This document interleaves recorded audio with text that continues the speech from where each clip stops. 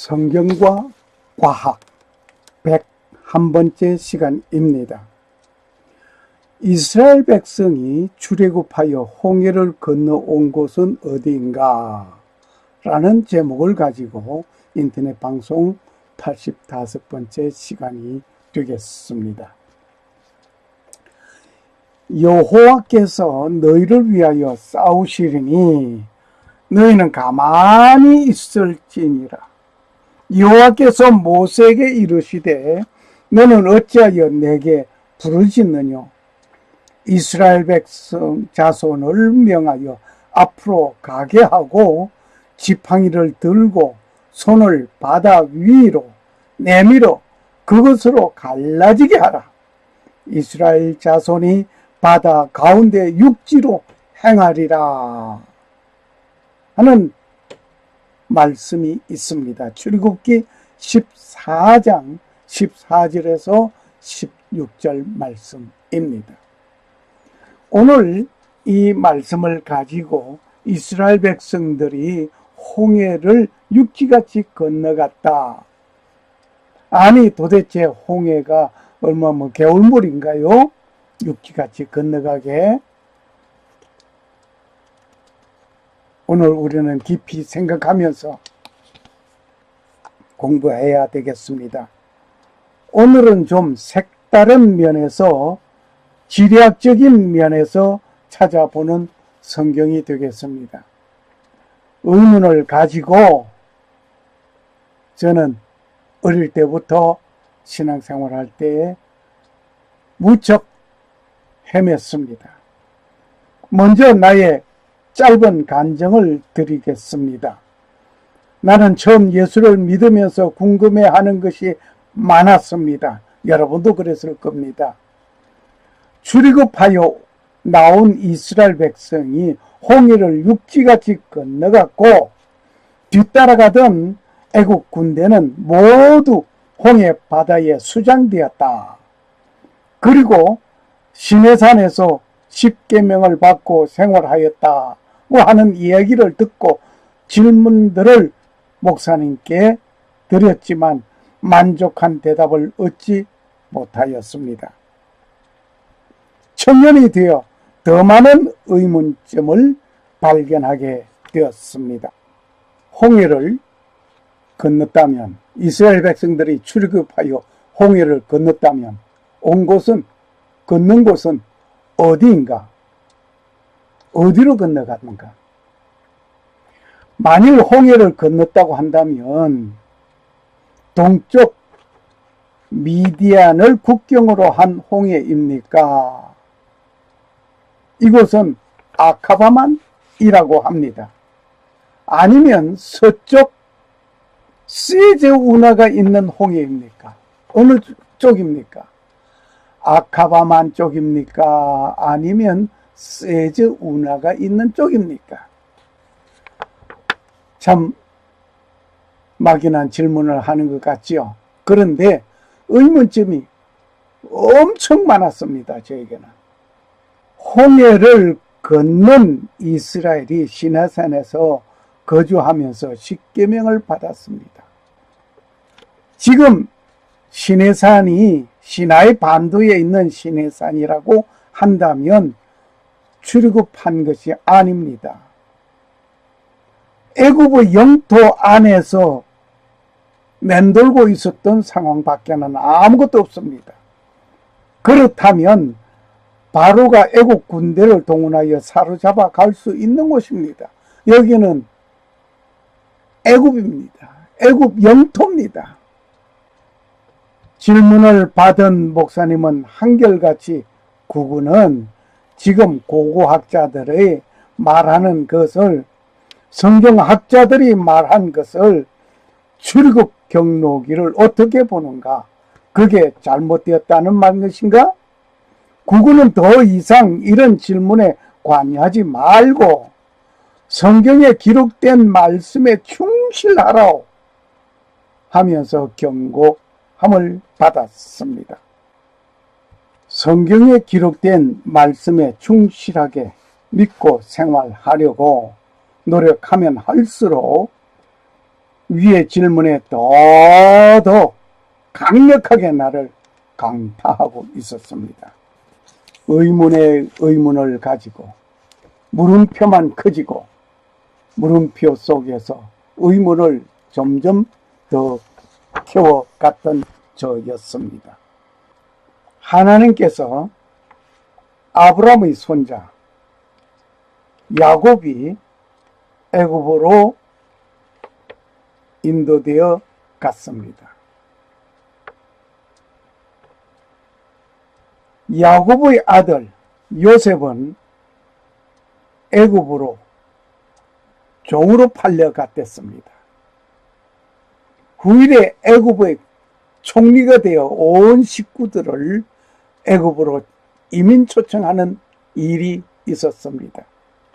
그때 70여 명의 애굽으로 이민 와서 430년간 살면서 장정만 60만 대군이 되었습니다.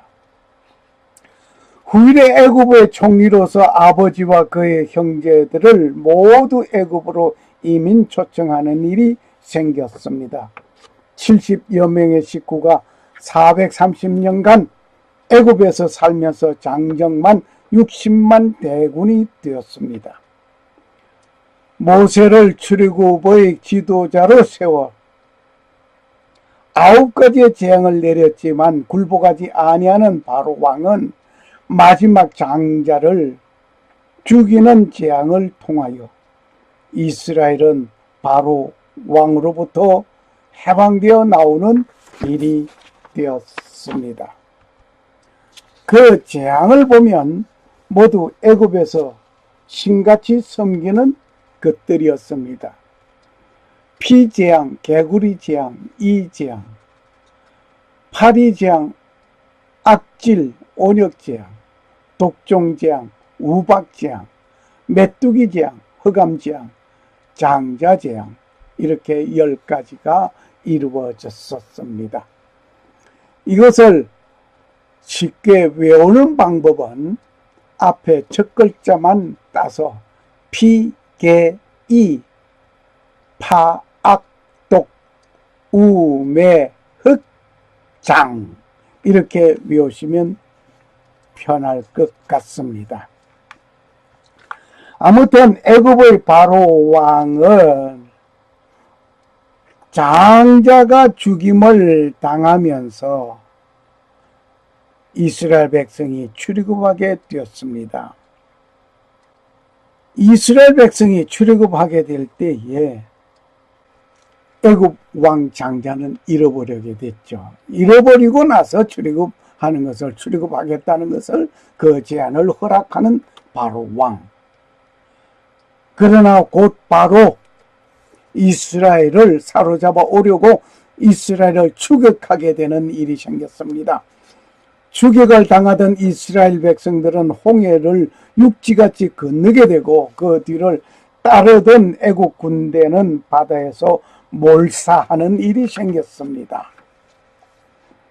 이스라엘이 홍해를 건넌 것에는 말을 하면서 분명하게 어느 쪽의 홍해였던가 이 말을 제대로 못했습니다. 그러던 중에 김성학 님의 쓰신 떨기나무라는 책을 읽고 그 모든 문제를 해결받은 순간이 되었습니다. 그리하여 1차적으로 출애굽 경로기를 다시 공부하자라는 제목으로 2012년 12월 9일자로 유튜브에 강의한 바가 있었습니다. 오늘 그 강의했던 것을 다시 정리하여서 다시 강의하게 됨을 하나님께 먼저 감사를 드립니다. 오늘 다시 홍해 건너온 이스라엘 백성을 조명해 보려고 합니다. 하나님은 자기 백성을 사랑하시고 그들에게 말씀하시고 성경에 기록해 주신 것은 우리가 잘 알고 있습니다. 모세는 궁중에서 왕자 교육과 훈련을 다 받았습니다. 모세가 출생한 지 3개월 만에 나일강에 버림을 받을 때 애굽 왕의 공주가 이를 불쌍히 여기고 왕자로 기르게 되었습니다. 단 젖먹이를 유모에게 맡겼던 순간이 있었습니다. 그 유모의 품에서 민족과 하나님을 섬기는 신앙 교육을 받았습니다. 젖먹이로서 받았던 그 신앙 교육, 그것이 그는 하나님의 부름을 받게 되는 놀라운 인물이 되었습니다. 그리고 왕궁에 들어간 모세는 40년 동안 애굽 궁중 교육을 다 받았습니다. 왕자의 교육을 다 받았단 말입니다. 모세는 이스라엘 백성이 고통과 어려움을 받는 것을 보았습니다. 한날 히브리인을 치는 애굽인을 보고 민족애가 발동한 것이었습니다. 애굽인을 쳐 죽였습니다. 그리고 모래에 감추어 버렸습니다. 깜짝같이 감추었습니다. 피는 못 속인다는 말이 이를 보고 하는 것 같습니다. 다음날 같은 히브리인끼리 싸우는 것을 보고 잘못한 자에게 공의의 심판을 하였습니다. 이때 누가 너로 우리의 법관을 세웠느냐 하면서 네가 어제 애굽인을 쳐 죽인 것 같이 나도 죽이려는가 하면서 강한 항의를 하는 것을 받게 되었습니다. 히브리인들에게는 피해 망상증에 걸려 있었던 것 같습니다. 누군가 자기를 도우는 자인지 아닌지를 구분할 수 있어야 하는데 그러지를 못했습니다. 지금 여러분과 나는 그렇지 않은지 한번 점검해 보아야 할 것입니다. 피해만 있고 어려움만이 전부라고 보는 자에게 주위의 모든 사람으로부터 버림을 받고 왕따 당하는 한 사람으로서 여기면 세상에서 나는 삶의 모습이 부정적으로만 보이게 될 것입니다. 모세가 행한 일이 탄로나고 애굽 왕은 모세를 죽이려고 하였습니다. 모세는 바로 왕의 눈을 피하여서 도망하였습니다. 그 도망한 곳이 미디안이었습니다. 이곳이 사우디아라비아의 미디안입니다.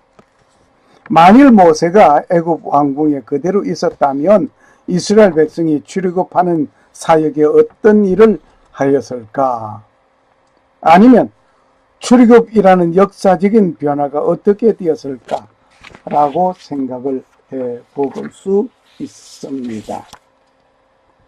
하나님은 이 백성이 400년간 애굽에서 종살이 하다가 네 자손이 큰 재물을 가지고 나오리라라고 언약하셨습니다.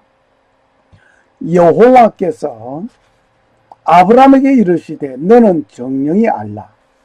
네 자손이 이방에서 객이 되어 그들을 섬기겠고 그들은 400년 동안 네 자손을 괴롭게 하리니 이후에 네 자손이 큰 재물을 이끌고 나오리라. 너는 장수하다가 평안히 조상에게로 돌아가 장사될 것이요 네 자손은 4대 만에 이 땅으로 돌아오리니. 창세기 15장 13절에서 15절 말씀이었습니다. 이스라엘 백성은 애굽에서 종살이 하는데 일만 열심히 하였습니다. 애굽으로 갈 때는 흉년으로 겨우 먹고 살기가 막막한 가운데 갔습니다. 아들 요셉과 출애굽할 때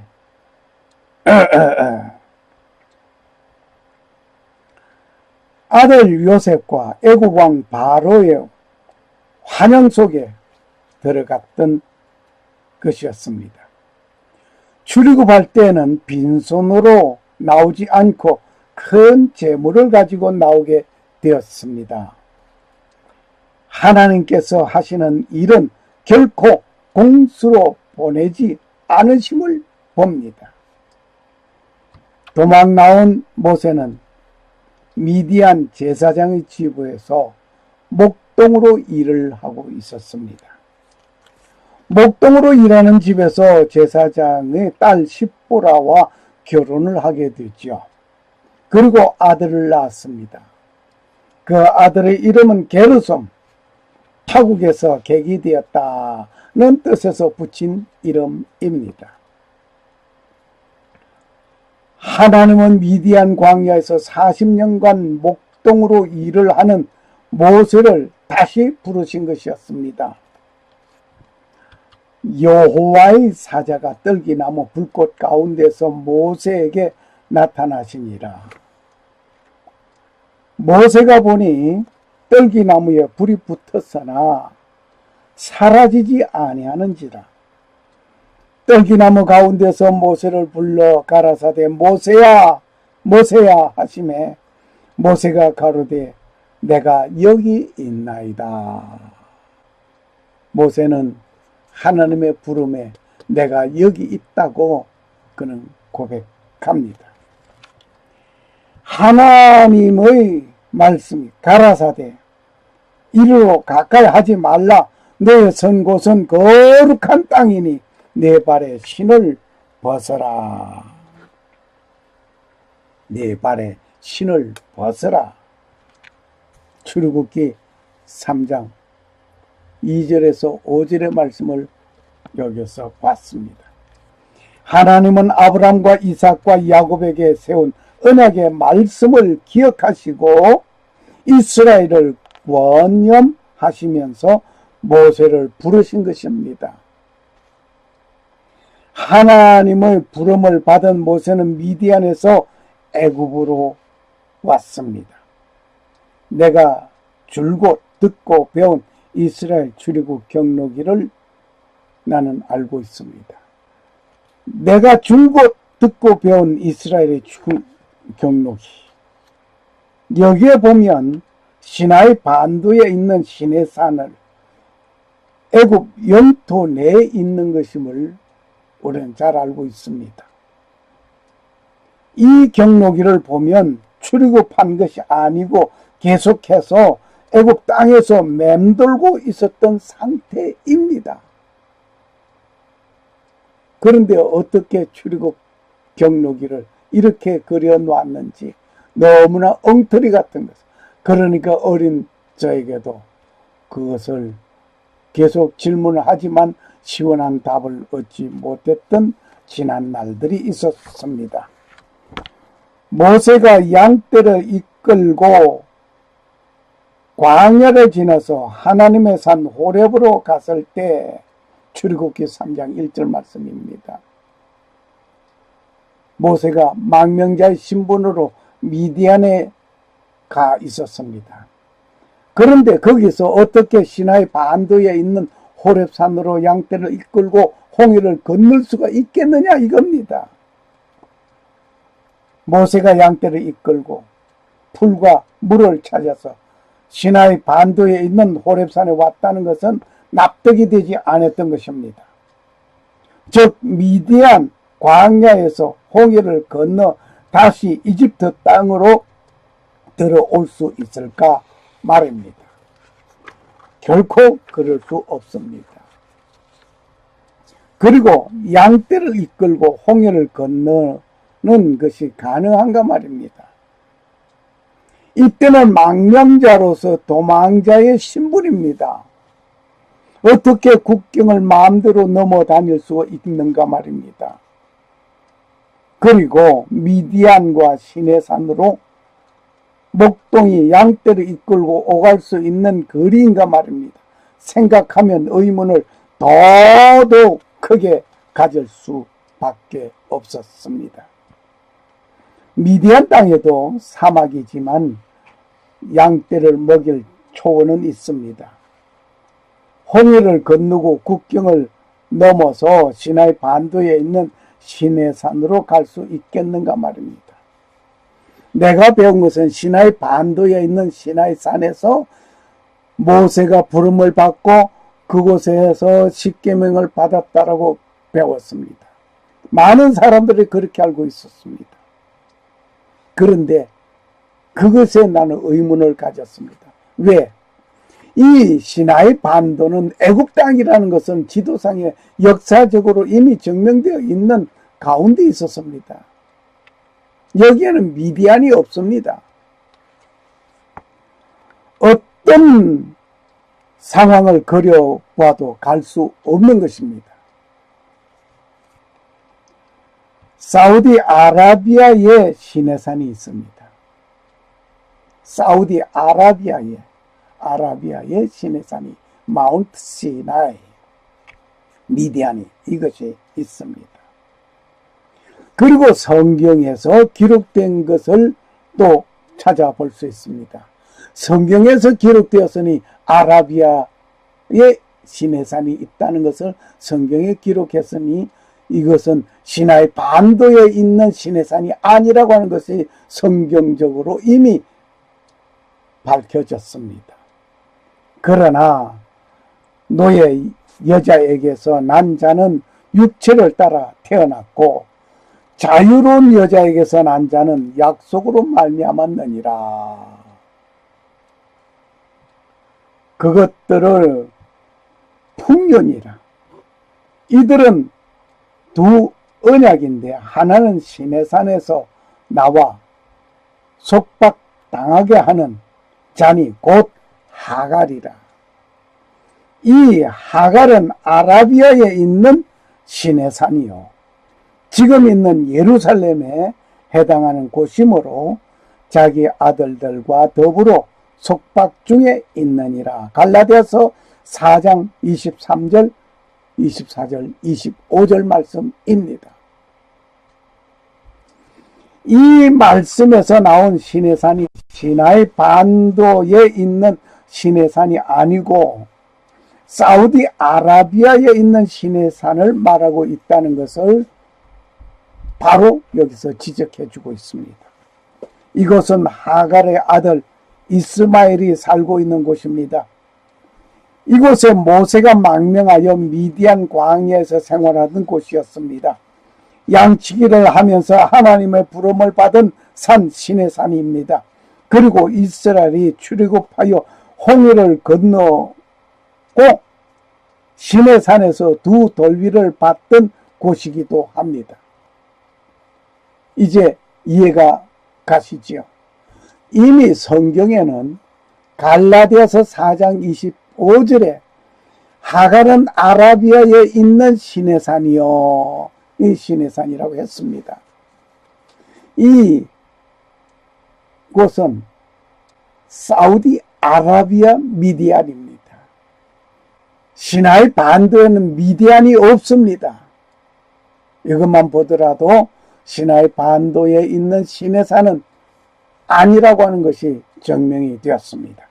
그런데 많은 목사님들은 아직도 이곳이 시나이 반도에 있는 시내산에서 모세가 부름을 받고 모세가 십계명을 받았다라고 말하고 이스라엘 백성들이 여기에서 40년 동안 머물렀다 라고 얘기를 하고 있습니다. 아직도 그렇게 주장하는 자들이 있습니다. 지금도 당장 고치시기를 바랍니다. 이곳에서 아론의 쌍난 지팡이 사건이 있음을 우리는 잘 알고 있습니다.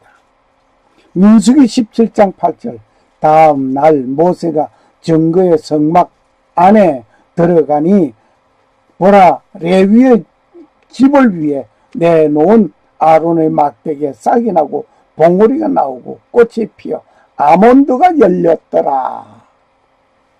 아 정말 반갑습니다. 우리가 좋아하는 아몬드.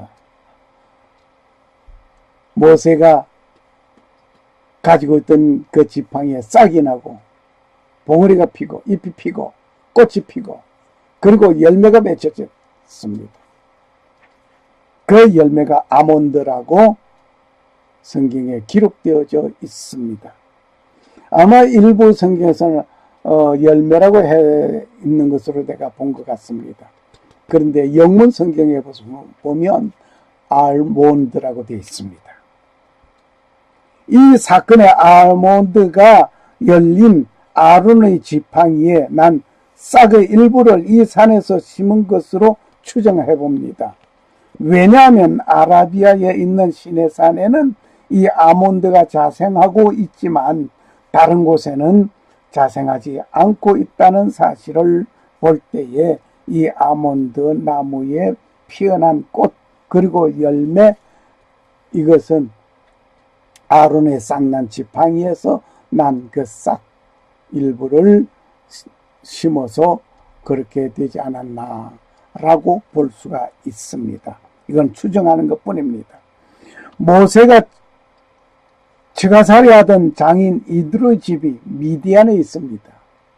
시나이 반도에 모세가 처가살이 했다는 근거는 하나도 없습니다. 무아히트의 슈압은 이드로의 집터를 말하고 있는데 이드로의 집터를 알리고 있는 이 안내 표시판이 있습니다. 이것이 사우디아라비아 미디안에 있는 것입니다. 구글 어스에서 이 집 위치를 찾아봤습니다. 놀랍습니다. 이런 증거들이 나타나 있음을 볼 때 놀라지 않을 수 없습니다. 이드로는 사우디아라비아국에 있음을 더 이상 설명할 필요가 없을 정도입니다. 사우디아라비아국의 히브리인들이 살았던 흔적들이 많이 있습니다. 여기에 보는 것은 그 집터입니다. 집터들이 놓여져 있는 것을 발견하게 되었습니다. 집터를 계속해서 봅니다. 뿐만 아니라 모세의 샘도 있음을 보게 됩니다. 이것은 사우디아라비아국에 있는 모세의 우물, 샘이라고 하죠. 뿐만 아니라 그 샘의 위치 역시 구글 어스에서 찾아보게 됩니다. 구글 어스에 자세하게 제가 열고 들어가 보았기 때문에 이렇게 찾아놨습니다. 뿐만 아니라 히브리인들이 애굽에서 섬기던 소 그림이 이곳에 있습니다. 역시 소 그림은 아라비아에서 소 그림 섬기지 않습니다. 소를 섬기지 않습니다. 애굽에서 섬기던 그 소 그림이 이곳에 그려져 있습니다. 그리고 이들이 사용하던 맷돌입니다. 맷돌이 있는가 하면 또 하나 야훼 하나님이라고 쓰여져 있는 조각품 하나가 있습니다. 이 조각품은 3500년 전에 쓴 글씨라고 합니다.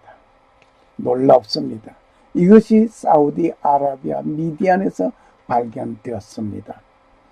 홍해를 건너게 된 곳을 소개해 보고자 합니다. 여기에 보는 바와 같이 애굽 시나이 반도에서 이스라엘 백성들이 홍해를 건너온 곳이라고 하는 이것이 있습니다. 집결한 곳이 이곳이 있습니다. 그림을 잘 보시면 도움이 될 것입니다.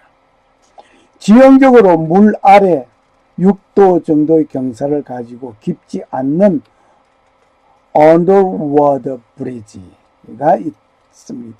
지금 특별히 사인되어 있는 저것이 언더워터 브리지라고 합니다. 이곳의 수심은 200m 정도입니다. 크로싱 로드 이외에 다른 곳에는 깊이가 약 1500m랍니다. 엄청난 것인데 여기만 수심이 얕은 곳입니다. 이것은 놀라운 것은 솔로몬이 이스라엘 백성들이 홍해를 건넜다는 기념비를 세웠는데 이 기념비가 이곳 애굽 땅에 세워져 있습니다. 애굽 땅에 세워져 있고 또 여기에 그냥 큼직하게 홍해 가운데 그림을 하나 놓았는데 이 그림 있는 위치가 바로 저 화살 표시 따라가 보시면 되겠습니다.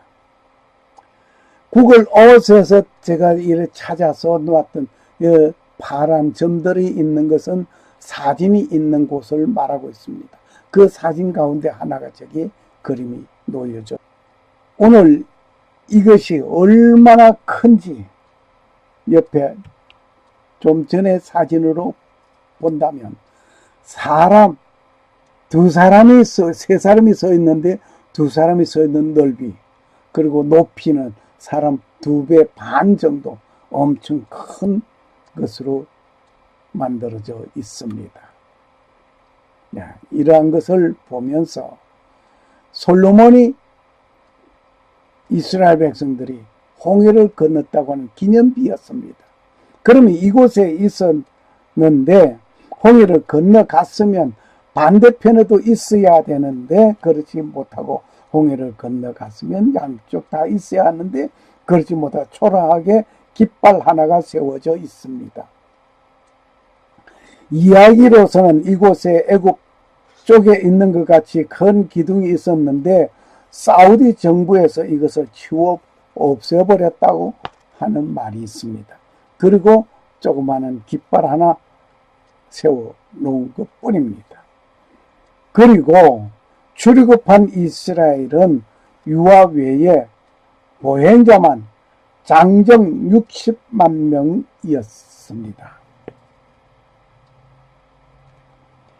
그리고 중다한 잡족과 양, 소, 생축들 이 수를 다 합하면 얼마인지 상상해 보시기를 바랍니다. 아마 약 250만에서 300만은 좋게 되리라 하고 저는 추산해 봅니다.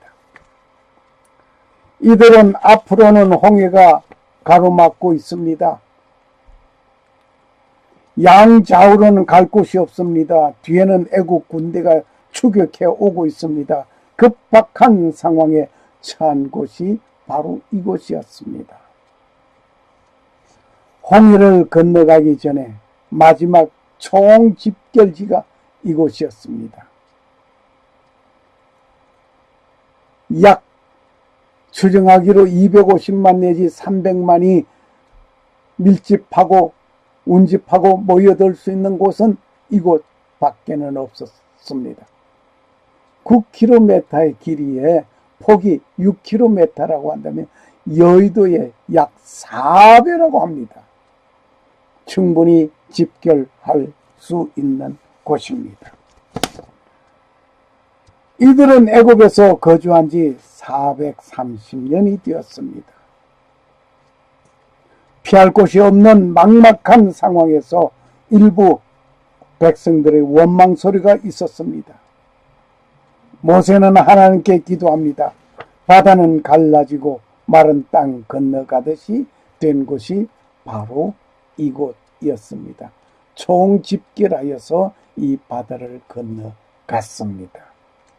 지금도 구글 어스를 통하여 이곳을 찾아보시면 알 수 있습니다. 그리고 해변을 모두 검색해 보면 곧 알게 될 것입니다. 사우디 아라비아와 시나이 반도 그 사이에 있는 아카바만을 중심하여서 시나이 반도 쪽을 모두 뒤져보시기를 바랍니다. 구글 어스에서 이만한 넓은 공터가 빈자리가 없습니다. 하나님께서 이스라엘과 애국 군대 사이에 불기둥으로 막고 이스라엘 모두 건너가기를 다하도록 역사하신 놀라운 일입니다. 따르는 애국 병거 바퀴를 벗겨 달리게 극날하게 하셨던 하나님입니다. 출애굽기 14장 25절 말씀입니다. 하나님은 모세에게 명하였습니다. 네 손을 바다 위로 내밀어 물이 애굽 사람들과 그 병거들과 마병들 위에 다시 흐르게 하라. 출애굽기 14장 26절 말씀입니다. 그렇게 한 그 결과 하나님은 큰 동풍을 불어서 밤이 새도록 바닷물이 물러가게 하였습니다. 하나님은 큰 동풍을 불어서 밤이 새도록 바닷물을 물러가게 하셨던 역사가 있었습니다. 출애굽기 14장 21절의 기록을 봅니다. 여기에 화살표처럼 동풍에서 동쪽에서 서쪽으로 바람이 계속 불었습니다. 이 엄청난 바람은 창조주만이 하실 수 있습니다. 실험한 결과가 있습니다. 실험한 결과가 있었는데 모세의 기적 바람이 만들었다. 그러면서 신문에 크게 나타났었죠. 이것이 1997년 1월 27일 월요일에 기록된 신문에 나타난 기록입니다.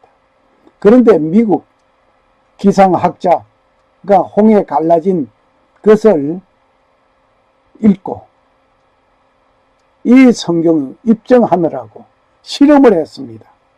일방향으로 시속 74km를 10시간 동안 불면 가능하다는 것을 실험하였습니다.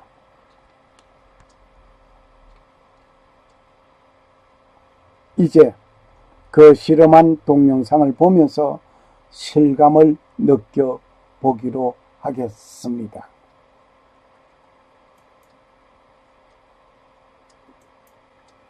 네, 가로 세로가 40km로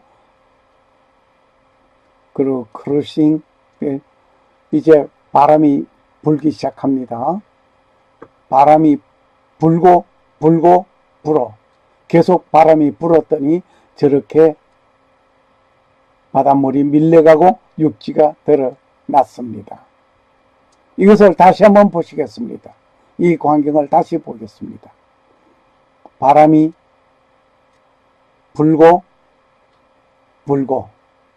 불기 시작합니다. 바람이 불어서 육지가 만들어지는 광경을 지금 보시겠습니다. 다시 봅니다. 바람이 불었더니 지금 물은 밀려가고 바닷물은 밀려가고 육지가 드러났습니다. 이곳을 통과하고 지나갔습니다. 이것이 실험 결과였습니다. 이 실험 결과가 정말 놀라우게 우리에게 보여지는 것이 무엇입니까? 성경 말씀은 1.1획이라도 틀린 바가 없다라고 한 것을 하나님 말씀은 그대로 우리에게 증명해 주고 있는 모습입니다.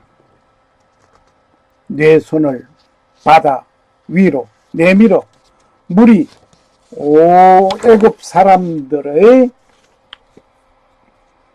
병거들과 마병들 위에 다시 흐르게 하라.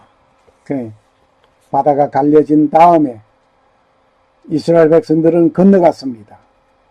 뒤따라 오던 추격자는 따라오다가 그들은 다 몰살하는 놀라운 일이 생기죠. 홍해를 건넌 자들은 뒤따라가던 자들 바닷속에서 그들의 흔적을 남겨놓고 말았습니다. 이것은 병거 바퀴가 바닷속에 잠겨져서 이렇게 퇴색되어 흔적을 남겨놓은 것이었습니다. 마차 바퀴들이 바닷속에서 발견되었죠. 마차 바퀴가 발견된 것으로 끝난 것이 아니라 이 마차 바퀴가 해초에 의해서 부식되었지만 그 형태가 홍해 바닥에서 그 흔적을 남기고 있다고 하는 것. 역시 탐사자들이 탐사하는 가운데 얻은 사진들입니다. 두 번의 해저 탐사로서 1978년에 발견된 것입니다. 참 오랜 세월이 흘렀어도 이렇게 부식되었어도 하나님의 말씀은 흔들리지 아니하고 그대로 우리에게 증명해 주었습니다. 기존 출애굽 경로기와 비교를 다시 한번 해보겠습니다. 흰선을 따라가는 길은 기존 루트, 시나이 반도, 시내산으로 들어와서 올라가서 가데스 바니아로 이스라엘 들어갔다, 신광야로 들어갔다 이겁니다. 그런데 미안하지만은 성 케드린 수도원이 있는 이것은 시나이 반도입니다. 시나이 반도는 애굽 영토 내에 있습니다. 그러면은 이것은 아니란 얘기죠. 진짜 루트는 저 북쪽으로 해서 내려와 누에바라는 곳에 직결하여서 홍해를 건넜습니다. 이것은 아카밤, 홍해는 쭉 오다가 양쪽으로 나눠지는데 세즈 운하 쪽으로 간 게 있고 또 아카밤만 이렇게 해서 멈춰버린 곳이 있습니다. 기존 시나이 반도에 있는 시내산은 로마 가톨릭 시대 때에 확실한 근거 없이 정하여진 것이었습니다. 많은 성지 순례자들이 모세 십계명 받은 시내산 정상에 와서 감사의 예배와 함께 은혜의 시간을 가지고 있습니다. 누가 그렇게 많이 이곳으로 찾아왔던가 했더니 한국 성지 순례자들이 말을 하고 있습니다. 이곳은 이스라엘이 그렇게 조사를 하였지만 하나도 근거될 자료를 찾지 못하였다고 합니다. 만일 이곳에 모세가 이곳에서 머물렀고 이곳에서 부름을 받고 이곳에서 십계명을 받았다고 한다면 이스라엘인 이 시나이 반도를 내주지 않습니다. 어떻게 해서 사수했습니다. 6.1 전쟁 때 이곳을 간직했다가 다시 애굽에 반납하고 말았습니다. 왜?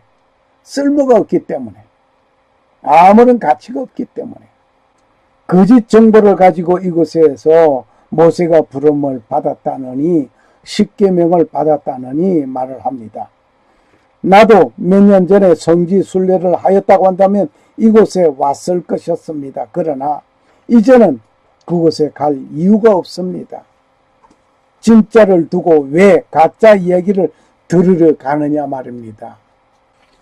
건너게 된 곳의 바닷속의 해저 지형이 이렇게 생겼습니다. 지형으로 볼 때 6도 정도로 경사가 졌으니 만만한 경사입니다. 정말 이것을 생각해 볼 때 이 홍해는 가파른 경사지입니다. 가파른 경사지를 어떻게 1500m를 내려갔다가 다시 올라갈 수 있겠느냐 말입니다. 어린아이도 있고 소떼, 양떼가 있습니다. 노인이 있습니다. 여자분들이 있습니다. 어떻게 그 많은 사람이 건너갈 수가 있고 말도 안 됩니다. 그런데 크로싱 루트 이곳은 완만한 6도의 경사지가 되어져 있어서 건너갔습니다. 수심은 200m 정도밖에 아니 된다고 합니다. 그러니 밤새도록 바람이 동풍이 불었는데 이것이 마른 땅같이 해서 하나님께서는 이스라엘 백성들을 이곳을 향하여 건너가게 했습니다. 이곳 양좌우에는 1500m의 수심이라 상상만 해보시길 바랍니다. 하나님께서는 역사하시고 일을 진행하시고 오랜 세월 속에 감추어진 것 같지만 없어진 것 같지만 그렇게 덮고 지나지 않고 역사의 흐름 속에 과거의 발달과 정진된 기술들을 동원하여 밝혀주심을 하나님께 감사드립니다. 이렇게 역사하신 하나님을 지금 꼭 만나시기를 원합니다. 출애굽하게 하신 하나님은 약속과 언약의 말씀을 지키는 분이십니다. 구원하시고 영혼을 약속하신 그분의 말씀을 신실하고 신실합니다.